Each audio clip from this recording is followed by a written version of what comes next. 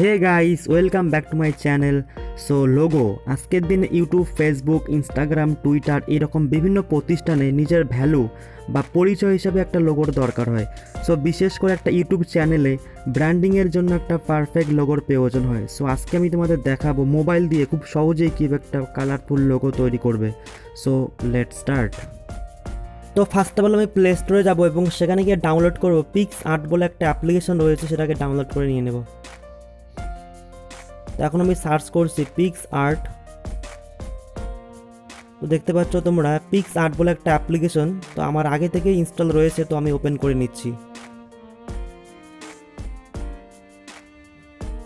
তো এরপর নিচের দিকে যাব, নিচের দিকে দেখতে পাচ্ছ কালার ব্যাকগ্রাউন্ড বলে একটা অপশন রয়েছে এবং সেখানে বিভিন্ন রকম কালার রয়েছে। তো তোমাদের ইচ্ছে মতো তোমরা কালার চুজ করে নিয়ে নেবে। তো আমি রেড কালার নিয়ে নিচ্ছি।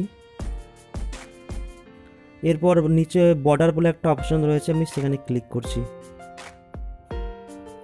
এরপর তোমরা দেখতে পাচ্ছ কতগুলো অপশন রয়েছে এখানে, আউটার, ইনার অ্যান্ড রেডিয়াস। ওকে, তো আমি ফার্স্ট অফ অল রেডিয়াসটাকে 100 করে দিয়ে দেবো অ্যান্ড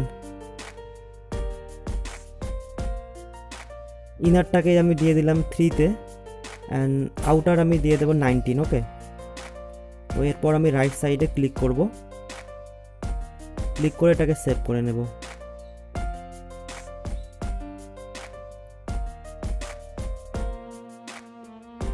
তো এখন মেন কাজ আমার বাকি রয়েছে, এখন আমি টেক্সট লিখব। ওকে, তো আমি আমার চ্যানেলের নাম দিচ্ছি।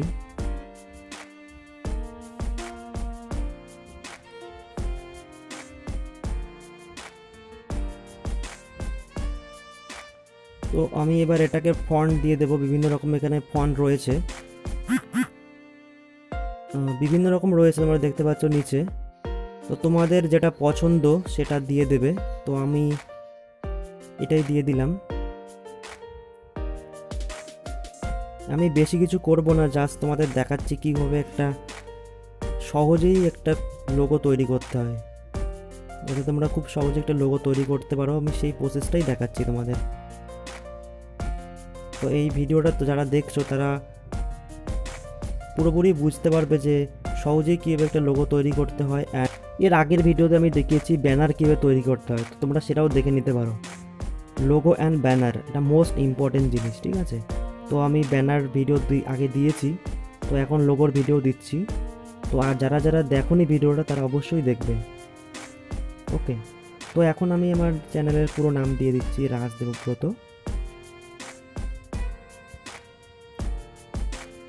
তো এটাকে একটু সাইজটাকে ছোট করে নিয়ে নেব।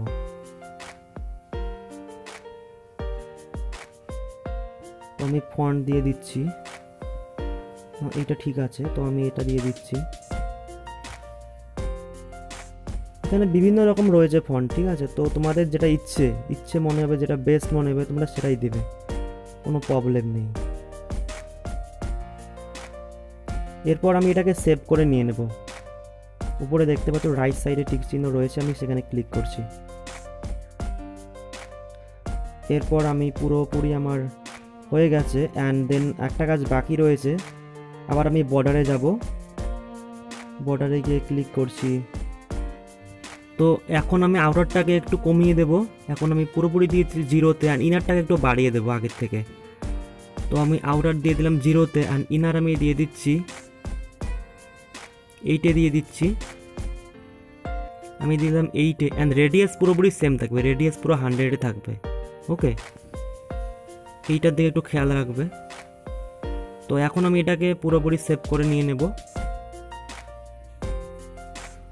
তো আমি সেরকম বেশি একটা স্টাইল করলাম না, তোমরা চাইলে বিভিন্ন রকম স্টাইলে তৈরি করতে পারবে, আমি জাস্ট তোমাদের প্রসেসিংটা দেখাচ্ছি।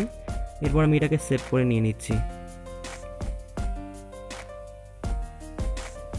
তো এখন দেখতে পাচ্ছ রাইট সাইডে একটা গ্রেটার দেন সিম্বল রয়েছে, আমি সেখানে ক্লিক করছি। এরপর আমি গ্যালারিতে এটাকে স্কিপ করে দেব, ক্লোজ করছি।